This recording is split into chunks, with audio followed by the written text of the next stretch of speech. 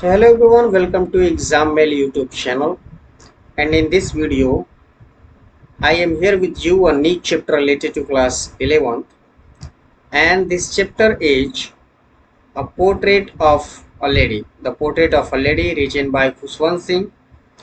और हम इस चैप्टर का हिंदी एक्सप्लेनेशन देखेंगे, साथ ही साथ जो मीनिंग है डिफ़िकल्ट उनको भी डिस्कस करेंगे। ये जो वीडियो है वो बेनिफिशियल होने वाला है अगर आप स्टेट बोर्ड से यहाँ तैयारी कर रहे हैं, it means UP board, Rajasthan board या किसी अन्य बोर्ड से अगर आप तैयारी कर रहे हैं एनसीईआरटी को लेकर के, तो ये चैप्टर आपके लिए सेम बेनिफिशियल होगा। साथ ही साथ अगर आप सीबीएसई बोर्ड से पढ़ रहे हो, इस वीडियो को देख रहे हो, तो सीबीएसई बोर्ड के वालों के लिए भी ये चैप्टर जो है वो बेनिफिशियल होने वाला है। तो दोनों बच्चे जो हैं, स्टूडेंट जो हैं, वो यहाँ पर तैयारी अपनी कर सकते हैं। इस चैप्टर में मैं जो कहानी है वो बिल्कुल एक एक मीनिंग डिस्कस करते हुए आगे बढ़ूंगा ताकि आपको ये चैप्टर अच्छे से समझ में आए। और एग्जाम के पॉइंट ऑफ व्यू से ये चैप्टर काफ़ी ज़्यादा इंपॉर्टेंट है, तो बिल्कुल पेशेंस के साथ इस चैप्टर से बने रहिएगा। इस चैप्टर का जो नाम है the portrait of a lady. Portrait means होता है फोटोग्राफ, जो जैसा कि आप स्क्रीन पर देख पा रहे हैं, इस तरह के फोटोग्राफ को हम बोलते हैं पोर्ट्रेट। इस चैप्टर में जो राइटर है खुशवंत सिंह, उनकी जो ग्रैंड मदर होती हैं, उनकी पूरी एक स्टोरी बताई गई है कि किस प्रकार जो उनका इमोशनल फ्रेंडशिप है अपनी ग्रैंड मदर के साथ, वो किस प्रकार उनके डेथ तक चलता है, और लास्ट में जब उनके ग्रैंड मदर की डेथ हो जाती है तो किस प्रकार उनका जो फ्रेंडशिप है वो समाप्त हो जाता है। तो पूरा एक कह सकते हैं कि अपने ग्रैंड मदर के बारे में टोटल जानकारी देने की कोशिश की है राइटर। आई होप कि ये छोटी सी इन्फॉर्मेशन आपको समझ में आ गई होगी कि जो पूरा स्टोरी है वो घूमती है उनके दादी के इर्द गिर्द, अगल बगल, है ना। So without any delay let's start this chapter. और इस चैप्टर को स्टार्ट करने से पहले मैं एक बार यहाँ पेन ले लेता हूँ ताकि इंडिकेट करने में चीज़ें आसान हो। Okay, so let's start the video. My grandmother, like everyone's grandmother, was an old woman. बताते हैं कि जो मेरी ग्रैंड मदर है वो बाकी सभी की ग्रैंड मदर की तरह ही ओल्ड थी। She had been old, वह बूढ़ी हो चुकी थी, wrinkled, और उनके चेहरे पर झुर्रियाँ पड़ गई थी, for the 20 years, लगभग 20 सालों से, that I had known her, जब से मैं उन्हें जानता था। वो बताते हैं कि जब से मैं उन्हें देख रहा हूँ वो लगभग 20 साल हो गए हैं, वो बूढ़ी हो गई हैं और उनके चेहरे पर रिंकल आ गए हैं, झुर्रियाँ पड़ गई हैं। पीपल सेड, यानी लोग कहते थे, that she had once been young and pretty, कि कभी वो युवा हुआ करती थी और सुंदर हुआ करती थी। And had even had a husband, और लोग ये भी बताते थे कि उनके पास एक हस्बैंड था, यानी उनका एक हस्बैंड था, यानी अपने ग्रैंडफादर की बात कर रहे हैं। बट लेकिन that was hard to believe. Hard to believe का मतलब होता है कि विश्वास करना मुश्किल था। लेकिन ये जो बातें बताई जाती हैं लोगों के द्वारा, उन पर विश्वास करना मुश्किल था राइटर के लिए, क्योंकि वो 20 ईयर से अपनी दादी को बिल्कुल इसी रूप में देख रहे थे जैसा कि उन्होंने मेंशन किया हुआ है। आगे बताते हैं, my grandfather's portrait hung above the mantelpiece in the drawing room. वो बताते हैं जो मेरे ग्रैंडफादर है उनका जो पोर्ट्रेट है, यानी उनका जो चित्र है, वो टंगा हुआ था मेंटल पीस के ऊपर, जो कि ड्राइंग रूम में है। मेंटल पीस बोलते हैं जहाँ पर आप देख पा रहे होंगे घरों में जो अंगीठी होती है, मैं आपको फिगर के माध्यम से दिखा रहा हूँ। यहाँ पर जो अंगीठी जो है उसके ऊपर इनके जो ग्रैंडफादर हैं उनकी तस्वीर लगी हुई है, इसको बोलते हैं मेंटल पीस। ओके, तो जो मेंटल पीस है ड्राइंग रूम में, वहां पर इनके दादाजी की तस्वीर लटकी हुई है, लगी हुई है। ही वोर अ बिग टर्बन, उन्होंने एक बड़ा सा पगड़ी पहना हुआ है, एंड लूजिंग फिटिंग क्लॉथ, और जो ढीले ढाले कपड़े होते हैं वो उन्होंने पहने हुए हैं, जैसा कि आप यहाँ पे फिगर में देख पा रहे हैं। आगे बताते हैं, my grand father portrait hung above the mantelpiece in the drawing room. I think ये जो लाइन है वो रिपीट हो रही है।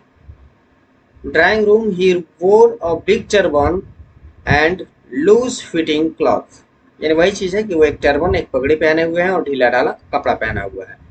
His long white breed cover the best part of his chest, यानी उनकी जो लंबी दाढ़ी है वो उनके सीने के अच्छे भाग को कवर करती है, यानी ठीक ठाक भाग को कवर करती है, यानी उनकी जो दाढ़ी है वो इतनी लंबी है कि उनका सीना उससे ढक जाता है।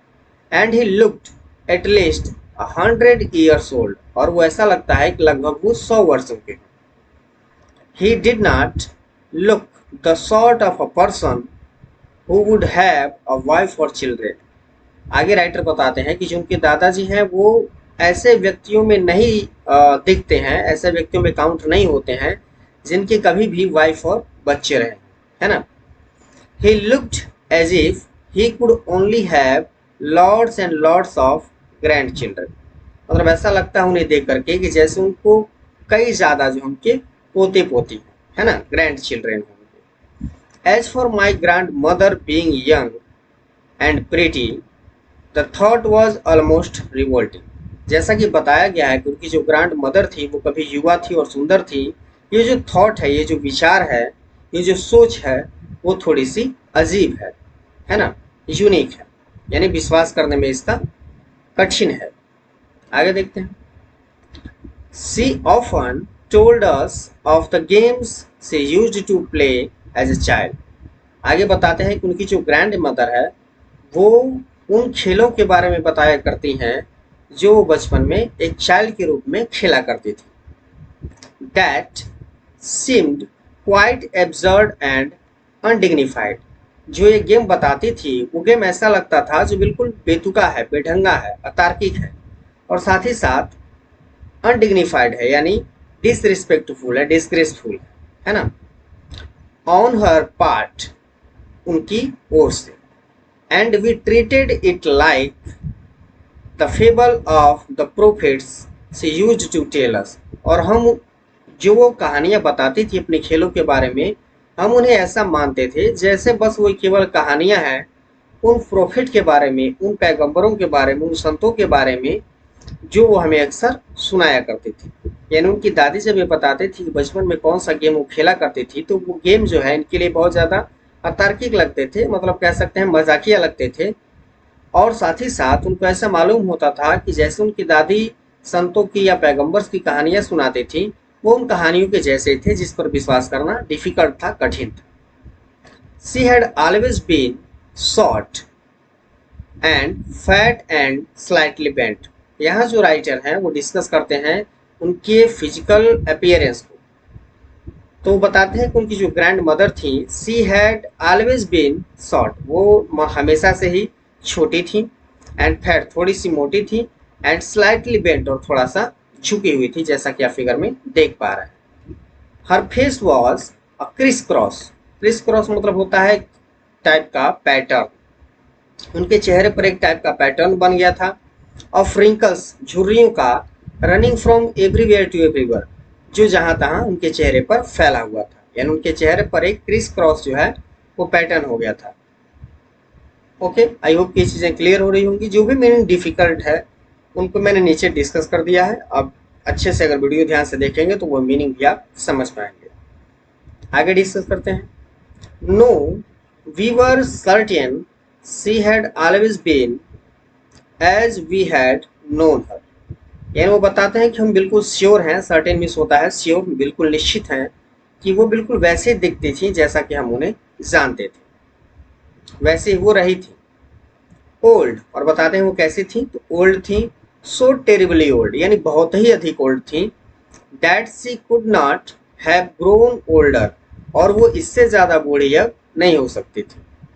And had stayed at the same age for 20 years, और वो बताते हैं कि लगभग 20 सालों से वो इसी एज पर टिकी हुई थी। यानी 20 साल से ऐसा लगता था कि वो जितनी बूढ़ी 20 साल पहले दिखती थी आज भी हैं और आगे भी रहेंगी, यानी इससे ज़्यादा वो बूढ़ी नहीं होंगी। She could never have been pretty, वो बोलते हैं कि मुझे विश्वास तो नहीं होता कि वो बहुत ज़्यादा सुंदर रही होंगी, but she was always beautiful, लेकिन वो हमेशा सुंदर थी।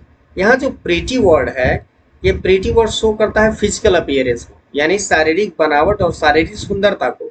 लेकिन यहाँ जो ब्यूटीफुल वर्ड है वो शो करता है इंटरनल ब्यूटी को, यानी जो आंतरिक सुंदरता होती है, मन की सुंदरता जिसको आप बोलते हैं उसको। तो वो बताते हैं राइटर कि वो फिजिकली जो है उतनी सुंदर थी या नहीं ये तो पता नहीं, लेकिन उनका मन बहुत साफ था, वो मन से बहुत ज़्यादा सुंदर थी। She hobbled about the house in spotless white with one hand resting on her waist to balance her stool. अब यहाँ देखते हैं, यहाँ एक मीनिंग है हॉबल्ड। हॉबल्ड का मतलब होता है कि झुक करके थोड़ा चलना। तो क्या होता था कि थोड़ा झुक करके चलती थी अबाउट द हाउस, घर में, इन स्पॉटलेस वाइट। स्पॉटलेस मतलब होता है बेदाग, जिस पर कोई दाग न लगा। वाइट यानी बेदाग सफ़ेद साड़ी में। जैसा कि पहले डिस्कस हो चुका, उनके जो ग्रैंडफादर थे उनकी डेथ पहले हो गई थी, तो ये विडो थी। तो जो ट्रेडिशनल अगर आप देखेंगे परंपरा के हिसाब से, ट्रेडिशन के हिसाब से, तो जो विडो हो जाती हैं वो वाइट साड़ी यूज करती हैं। तो उनकी जो दादी भी थी वो बेदाग जो है वाइट साड़ी यूज करती थी। With one hand resting on her waist, और जो इनका दूसरा हाथ था वो अपनी कमर पे रहता था। टू बैलेंस हर स्टूप यानी अपने झुकाव को रोकने के लिए, बैलेंस करने के लिए, संतुलित करने के लिए, जैसा कि आप फिगर में देख पा रहे हैं। And the other telling the bits of her rosary, और जो दूसरा हाथ था उस हाथ में यह एक माला लेकर के और उसको जपा करती थी। रोजरी का मतलब होता है एक प्रकार का माला, और बिट्स का मतलब होता है मोतियों की, यानी जो मोतियों की एक प्रकार की माला थी वो उसको लेकर के जपा करती थी, यानी उसका जप किया करती थी, प्रेयर किया करती थी। ओके, जैसा कि आप फिगर में देख पा रहे हैं। आई होप कि सारी मीनिंग क्लियर हो गई होंगी। आगे देखते हैं। हर सिल्वर लॉक्स वर स्कैटर्ड अनटिडली ओवर हर पैल पकड़ फेस। अब यहाँ देखते हैं हर सिल्वर लॉक्स। अब सिल्वर लॉक्स का मतलब यहाँ चांदी का ताला नहीं समझेंगे। सिल्वर लॉक्स बोलते हैं वाइट हेयर्स को, जैसा कि आप यहाँ पे फिगर में देख पा रहे हैं। ये जो वाइट हेयर्स हैं इनको आप बोलते हैं सिल्वर लॉक्स। लॉक्स मीन्स होता है हेयर। ओके, तो बताते हैं कि जो उनके सफ़ेद बाल थे वर स्कैटर, वो बिखरे हुए होते थे। अनटिडले यानी बिल्कुल साफ नहीं होते थे, स्वच्छ नहीं होते थे। ओवर हर बाल, और शायद जो है वो पीले पड़ रहे थे। पकड़ फेस, और उनका जो चेहरा था, यह एक मीनिंग है पकड़, इसका मतलब होता है कि वो झुर्रियों से भरा हुआ था। एंड और हर लिप्स, और उनका जो लिप्स थे, जो उनके होठ थे, constantly moved in inaudible prayer, यानी ना सुनाई देने वाले प्रार्थनाओं में हमेशा चलते रहते थे, हिलते रहते थे। यानी ऐसा लगता था कि वो कुछ न कुछ प्रेयर कर रही हैं, बट वो सुनाई नहीं देता था। ठीक। यस, शी वॉज ब्यूटीफुल, यानी हाँ वो बहुत ज़्यादा सुंदर थी। She was like the winter landscape in the mountain, वो इतनी स्वच्छ थी जैसे लगता था कि माउंटेन में ठंडी के समय में बर्फ गिरा हुआ हो। An expense of pure white, जो पूरी तरह से शुद्ध सफ़ेद चादर से ढका हुआ था, उसका विस्तार हो रहा था। वाइट सेरेनिटी, सेरेनिटी का जो मतलब होता है वो होता है शांत। ऐसा लगता था कि बिल्कुल शुद्ध रूप से शांत जो है वो पड़ी हुई है। ब्रीदिंग पीस एंड कॉन्टेंटमेंट, और ये जो चीज़ थी वो उनको सुख और संतुष्टि प्रदान करती थी। आई होप कि ये चीज़ आपको समझ में आ गई होगी। आगे बढ़ते हैं। My grand mother and I were good friend, वो बताते हैं कि जो मेरी ग्रैंड मदर हैं और जो राइटर हैं वो दोनों काफ़ी अच्छे फ्रेंड हैं। My parents left me with her, ये बताते हैं कि जो उनके पेरेंट्स हैं उन्होंने उन्हें अपनी दादी के पास छोड़ दिया था। When they went to live in the city, जब वो शहर में रहने के लिए आए थे। And we were constantly together, और हम लगभग लगभग जो है वो हमेशा साथ ही रहते थे। She used to wake me up, वो मुझे हमेशा अक्सर जगाया करती थी। इन द मॉर्निंग यानी मॉर्निंग में। And get me ready for school, और मुझे स्कूल के लिए तैयार करती थी। She said her morning prayer, वो हमेशा जो उनका मॉर्निंग प्रेयर होता था वो करती रहती थी। In a monotonous sing song, monotonous का मतलब होता है कि कोई चीज़ जब उसी टोन में बार बार रिपीट हो उसको बोलते हैं मोनोटोनस। तो वो उसी चीज़ को बार बार रिपीट करती थी, गाया करती थी। वाइल सी बात एंड ड्रेस्ड मी, तब वो मुझे नहलाती थी और मुझे कपड़े पहनाती थी।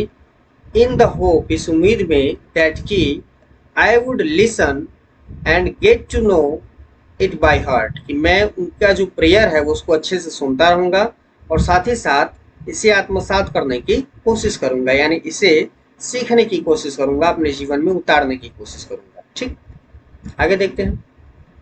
आई, एक मिनट मैं जरा पेन ले लेता हूँ। ओके, यहाँ लिखा हुआ कि I, 1 minute, I think there is a problem.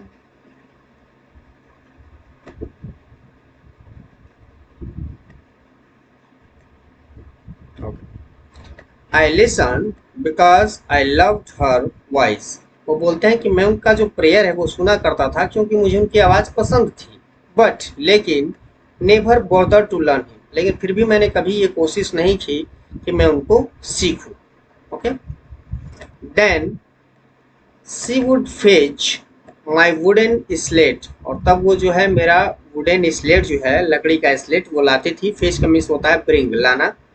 Which she had already washed, जिसे वह अधिकतर जो है धुल दिया करती थी पहले से ही। प्लास्टर्ड विद येलो चाक, और जो येलो चॉक है उससे वो प्लास्टर कर दिया करती थी, रंग दिया करती थी। अ टिनी अर्देन इंक पॉट, अर्दन का मतलब होता है मिट्टी से बना हुआ, तो एक छोटा सा मिट्टी से बना हुआ इंक पॉट हुआ करता था। एंड अ रेड पेन, और एक रेड पेन, यहाँ रेड नहीं, आई होप रेड पेन होना चाहिए था। रेड पेन मतलब होता है नरकट का जो पेन आता है वो। Tie them all in a bundle, उस सबको एक बंडल में बांध देती थी। And hand it to me, और इसे मुझे दे दिया करती थी। After a breakfast of thick stale chapati, after a breakfast यानी नाश्ता करने के बाद, और वो नाश्ता किस चीज़ का होता था? ऑफ अ थिक, एक मोटी सी, स्टील मतलब बासी, चपाती मतलब रोटी, यानी एक मोटी सी बासी रोटी का जो नाश्ता होता था। विद अ लिटिल बटर, जिसमें थोड़ा सा बटर लगा होता था। And sugar spread on it, और इस पर क्या होता था? शुगर यानी चीनी का छिड़काव होता था। वी वेंट टू स्कूल, और इस प्रकार हम स्कूल जाते थे।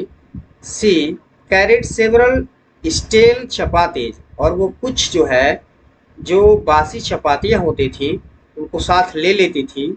विद हर, अपने साथ। फॉर द विलेज डॉग, यानी उन डॉग्स के लिए जो उस गांव में रहा करते थे। आगे देखते हैं। My grandmother always went to school with me, जो उनकी ग्रैंड मदर थी वो हमेशा उनके साथ स्कूल जाती थी। Because the school was attached to the temple, यानी जो स्कूल था वो टेम्पल से अटैच था। द प्रिस्ट, जो पुजारी थे, टॉट अस, वो हमें सिखाते थे, the alphabet, alphabet, and the morning prayer, और सुबह की प्रेयर।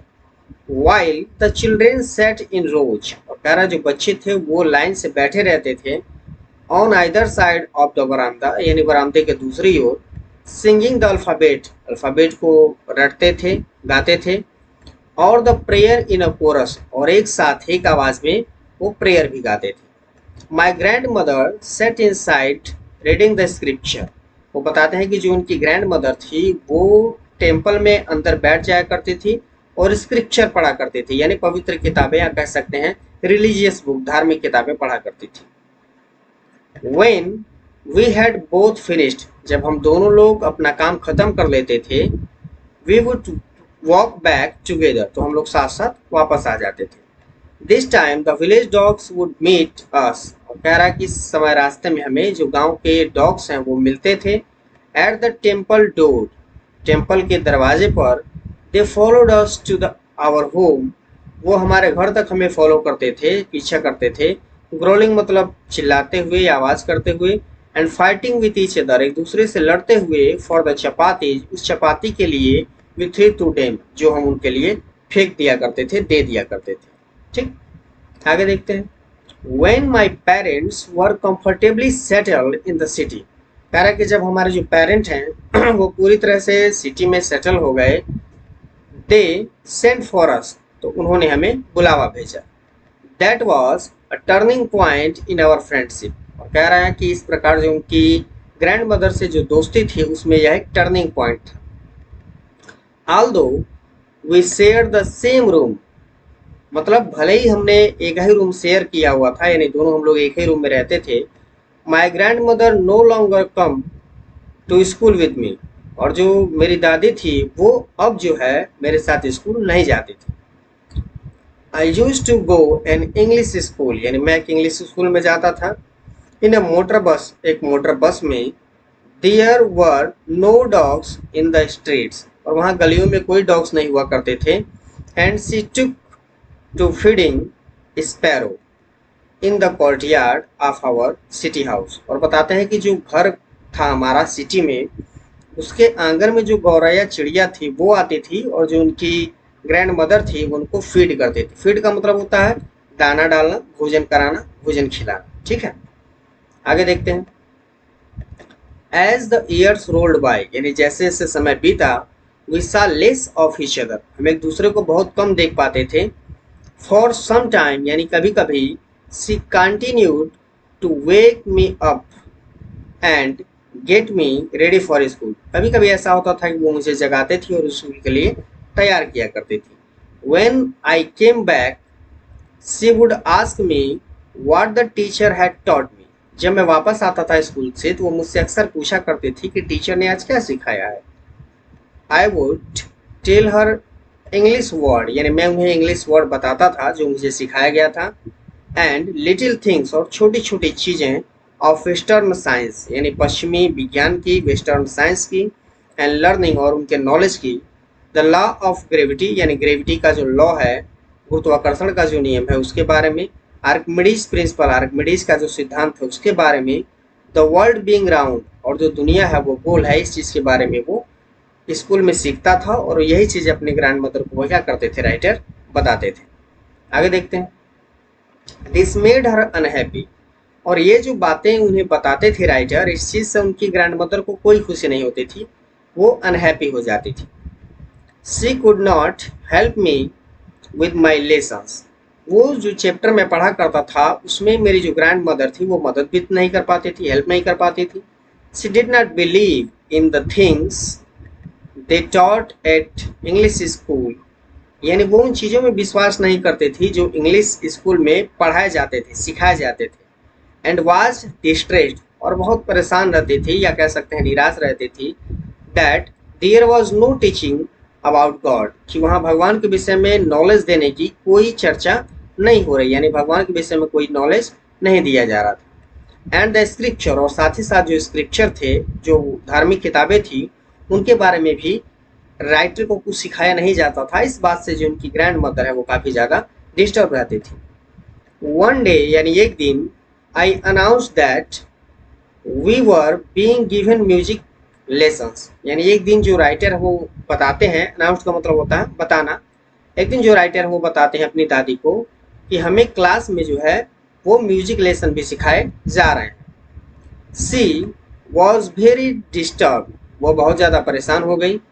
टू हर म्यूजिक, यानी उनके लिए जो म्यूजिक था, हैड अ लिव्ड एसोसिएशन, एक ऐसा काम था जो जेंटलमैन नहीं किया करते, यानी एक ऐसा काम था जो तुच्छ लोग किया करते थे, बहुत ही बेकार काम था।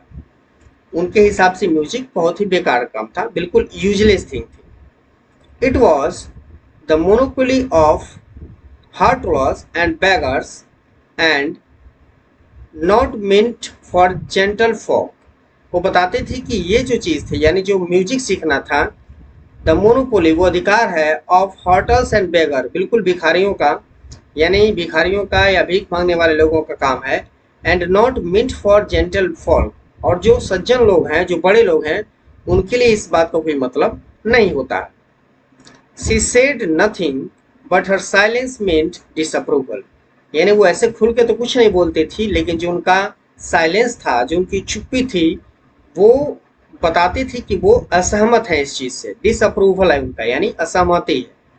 सी rarely talked to me after that, और बहुत कम ऐसा होता था जब वो इस विषय में मुझ पर बात किया करती थी। आगे देखते हैं। When I went up to university, और एक ऐसा समय आया जब राइटर को यूनिवर्सिटी जाना पड़ा। I was given a room of my own, तो मुझे क्या कर दिया गया, एक अलग सेपरेट रूम दे दिया गया। The common link of friendship was snap, snap होता है ब्रोकन, तो बताते हैं कि जो एक कड़ी थी दोस्ती की वो कहीं न कहीं टूट गई। स्नैप का मतलब होता है ब्रोकन, टूट जाना। माई ग्रैंड मदर एक्सेप्टेड, यहाँ एक्सेप्टेड वर्ड है। My grand mother accepted her seclusion with resignation, यानी जो उनकी ग्रैंड मदर थी, seclusion का मतलब होता है सॉलिट्यूड होना, अकेला होना, लोनलीनेस, ठीक, अकेलापन।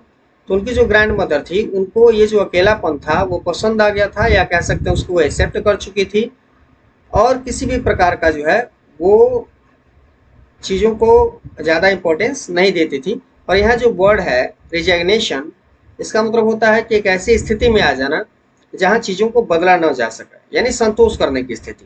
यानी कह सकते हैं उन्हें जो अपना अकेलापन था वो पसंद था, पूरे संतोष के साथ, उन्हें किसी प्रकार की कोई शिकायत नहीं थी, क्योंकि इन चीज़ों को बदला नहीं जा सकता था। Okay, she rarely left her spinning wheel to talk to anyone, यानी वो शायद ही कभी जो अपना स्पैनिंग व्हील है, यानी जो चरखा है, जैसा कि आप फिगर में यहाँ पे देख पा रहे हैं, वो शायद ही कभी अपना चरखा छोड़ती थी किसी से बात करने के लिए, यानी वो किसी से बात भी नहीं करती थी, बस चरखा चलाती थी।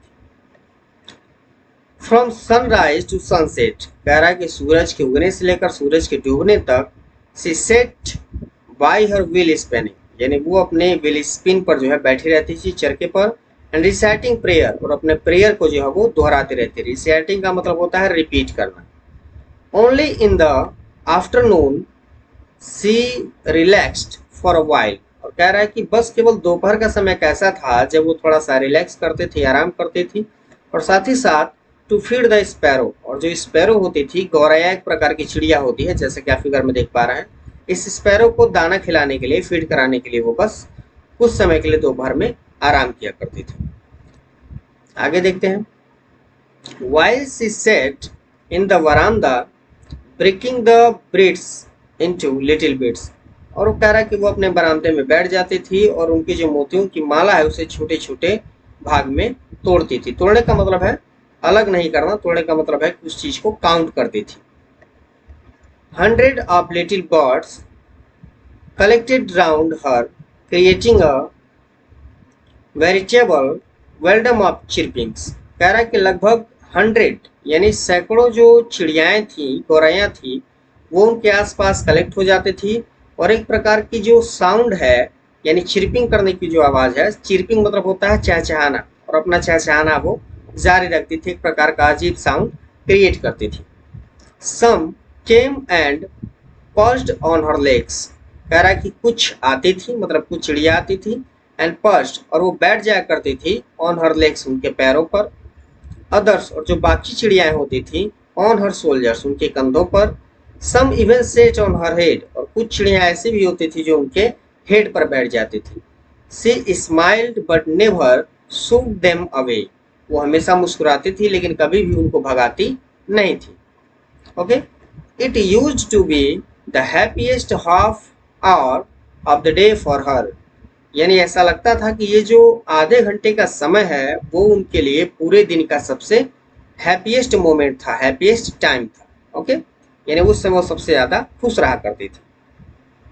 आगे लिखा है when I decided to go abroad, यानी जब मैंने डिसाइड किया, यानी राइटर ने जब डिसाइड किया कि उन्हें अबोर्ड जाना है, फॉरेन जाना है, विदेश जाना है, फॉर फर्दर स्टडी, आगे की पढ़ाई के लिए। आई वॉज श्योर, तो मैं श्योर था, यानी राइटर श्योर थे, my grand mother would be upset, कि उनकी जो दादी माँ है वो अपसेट हो जाएगी। I would be away for 5 years, यानी मैं 5 वर्षों के लिए दूर जा रहा था।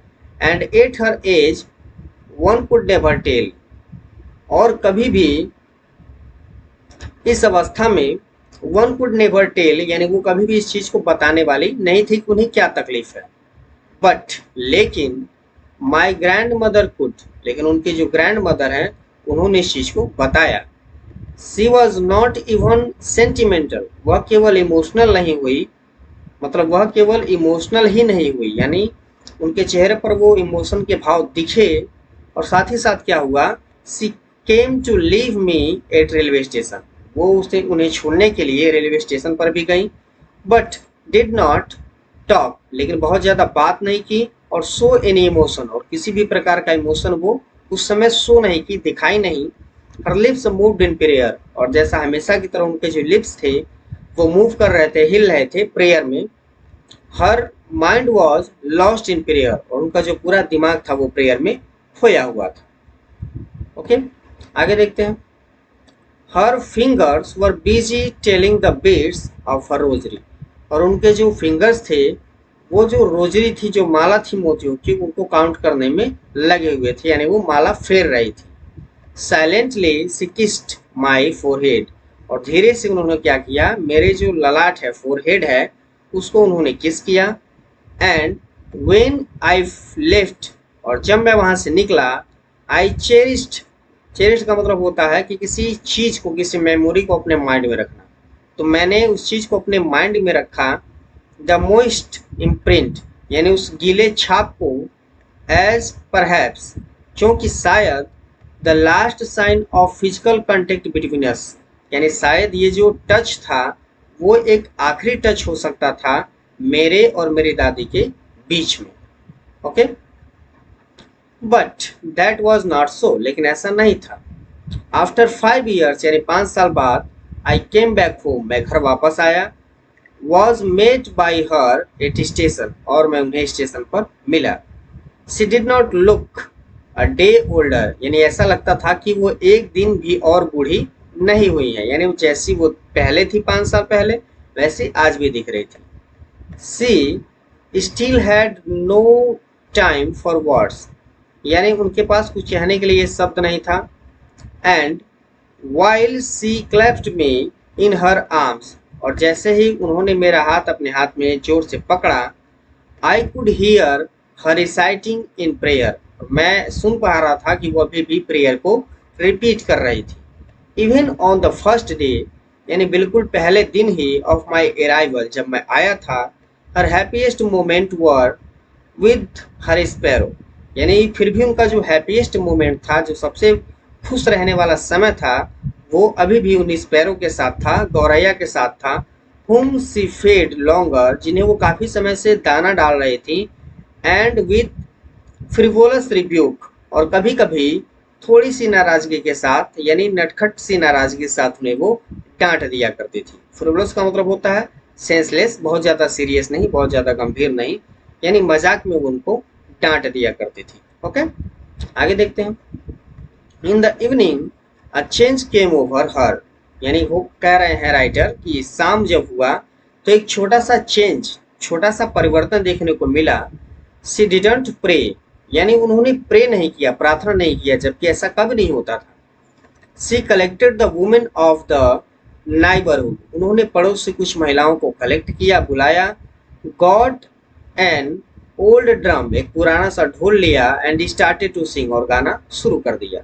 फॉर सेवरल आवर्स, कह रहा कि काफी घंटों तक, she thumped the sagging skin of the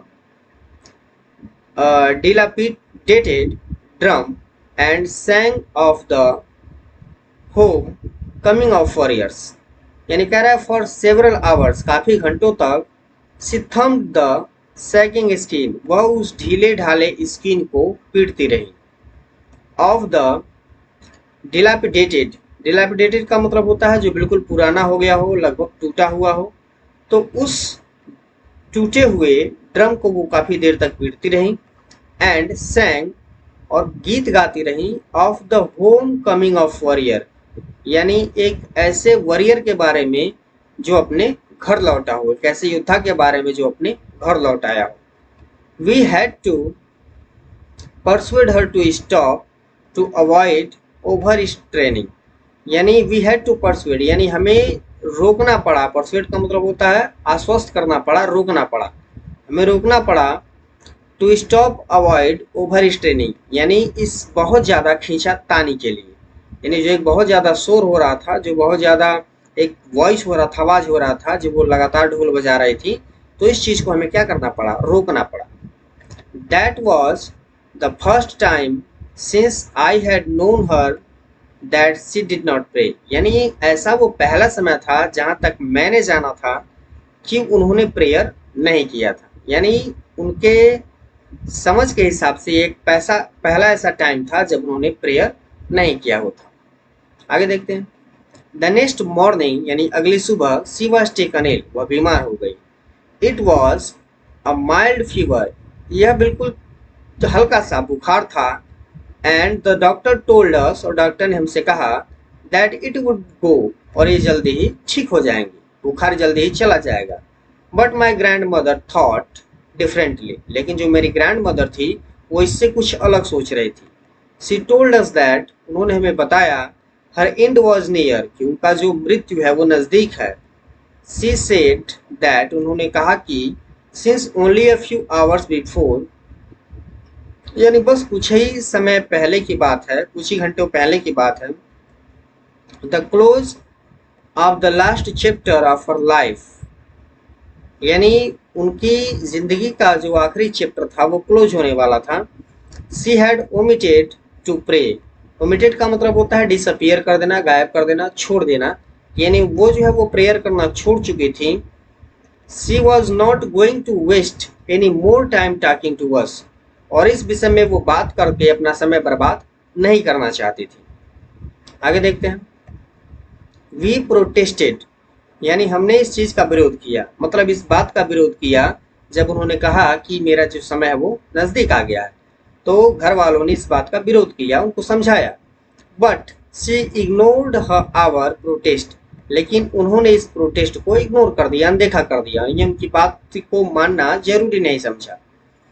सी ले peacefully in bed praying and telling her bits, वो शांति से बेड पर लेट गई और जो उनकी माला थी मोतियों की उसको वो फेरने लगी और साथ ही साथ प्रेयर करने लगी। Even before we could suspect, और जब तक हमको संदेह होता, हर लिप्स स्टॉप्ड मूविंग, यानी उनके होठों ने हिलना बंद कर दिया, and the rosary fell from her lifeless finger, और उनके बेजान उंगलियों से वो जो रोजरी था, जो माला था, वो गिर गया। A peaceful pallor spread on her face, यानी एक शांति भरा लेकिन पीला सा जो एक सन्नाटा था वो उनके चेहरे पर छा गया था। And we knew that she was dead, और हमें यह पता चल गया कि वो मर चुकी थी, उनकी मृत्यु हो चुकी थी। We lifted her off the bed, हमने उन्हें बेड से नीचे उतारा। एज इट कस्टमरी, जैसा कि हमारा ट्रेडिशन है, परंपरा है। Let her on the ground, उन्हें जमीन पर लिटाया। And covered her with a red shroud, shroud का मतलब होता है कफन, और उन्हें एक लाल कलर के कपड़े से, जिसे आप कफन कहते हैं, उससे ढक दिया। After a few hours of morning, यहाँ मॉर्निंग का मतलब होता है चिल्लाना, रोना, यानी कुछ समय रोने चिल्लाने के बाद, वी लेफ्ट हर एलोन, हमने उन्हें अकेला छोड़ दिया। टू मेक अरेंजमेंट्स, बाकी व्यवस्थाएं करने के लिए, फॉर हर फ्यूनरल, ताकि उनका अंतिम संस्कार हो सके। इन द इवनिंग, यानी शाम में, वी वेंट, यानी हम गए, टू हर रूम, उनके रूम में, विद अ क्रूड स्ट्रेचर, यानी एक प्राकृतिक स्ट्रेचर के साथ। प्राकृतिक स्ट्रेचर उसे बोलते हैं जब कोई व्यक्ति की डेथ हो जाती है और उसे ले जाने के लिए जो एक प्रकार का बांस का जो बेड बनता है बम्बू का, उसको बोलते हैं क्रूड स्ट्रेचर। ठीक, तो हम जो है उनके रूम में जो है वो क्रूड स्ट्रेचर जो है उसको ले आए। To take her to be cremated, ताकि उन्हें दाह संस्कार के लिए ले जाया जा सके। द सन वॉज सेटिंग, सूरज डूब रहा था। And lit her room and वरामदा with a blaze of golden light, और थोड़ा जो गोल्डन लाइट था, जो चमक था सूर्य का, वो रूम में और बरामदे में अपना प्रकाश छोड़ रहा था। आगे देखते हैं। We stopped halfway in the courtyard, और हम आंगन में थोड़ा सा रुके। ऑल ओवर द बरामदा, यानी जो पूरा बरामदा था, एंड इन हर रूम, और उनका जो पूरा रूम था, राइट अप टू वेयर, जहाँ उन्हें रखा गया था, सी ले डेड, जहाँ वो मृतक पड़ी हुई थी, एंड स्टिफ रेप्ड, और उनको अच्छे से लपेटा गया था, इन द रेड श्राउड, यानी लाल कलर के कफन में, थाउजेंड ऑफ स्पैरो, यानी लगभग अब हजारों गौरैया जो है, सेट, वो बैठी हुई थी, स्कैटर्ड, बिखरी हुई थी, ऑन द फ्लोर, यानी फर्श पे। देयर वॉज नो चिरपिंग, अब वो कोई चहचहाट नहीं कर रही थी, यानी कोई आवाज नहीं कर रही थी। We felt sorry for the birds, हमें पक्षियों के लिए बहुत दुख महसूस हुआ। And my mother fetched some bread for them, और जो मेरी मदर थी उन्होंने कुछ रोटी के टुकड़े लाए उनके लिए। She broke it into little crumbs, crumbs means होता है पीस, उन्होंने क्या किया, इसको छोटे छोटे पीस में तोड़ दिया। The way my mother use to, यानी जिस प्रकार मेरी मम्मी ने ऐसा किया। And threw it to them, और उन्हें क्या किया, रोटी के टुकड़ों को उनके सामने फेंक दिया। The sparrow took no notice of the bread, और स्पैरो ने उन रोटी के टुकड़ों पर कोई ध्यान नहीं दिया। When we carried my grandmother corpse off, यानी जब हम अपने ग्रैंड मदर की बॉडी को, डेड बॉडी को ले जा रहे थे, they flew away quietly, तो वो शांति से उड़ गई। नेक्स्ट मॉर्निंग, यानी अगली सुबह, the sweeper swept the bread crumbs into the dustbin, और अगली सुबह क्या हुआ कि जो स्वीपर था, झाड़ू लगाने वाला था, उसने रोटी के जो टुकड़े थे उनको उठा करके डस्टबिन में डाल दिया। तो दोस्तों इस प्रकार ये जो चैप्टर है वो समाप्त होता है। आई होप ये चैप्टर आपके लिए काफ़ी ज़्यादा यूजफुल रहा होगा और पूरी तरह से आपको समझ में आया होगा। अगर वीडियो में कहीं भी कोई प्रॉब्लम हो रही हो तो वीडियो को थोड़ा सा बैक करके दोबारा देखने की कोशिश करिए, आपको सारी चीज़ें अच्छे समझ में आएंगी। Thanks for watching. अगर अभी तक आप वीडियो में बने हुए हैं तो आपका बहुत बहुत धन्यवाद। तो निश्चित रूप से ये जो कंटिन्यूटी है वो सफलता दिलाएगी। बस बने रहे एग्जाम के साथ, अपना सपोर्ट और प्यार इसी तरह बनाए रखिएगा। और बस इसी के साथ वीडियो को एंड करते हैं। मिलेंगे फिर से एक नई वीडियो में, तब तक के लिए जय हिंद, वंदे मातरम, थैंक यू।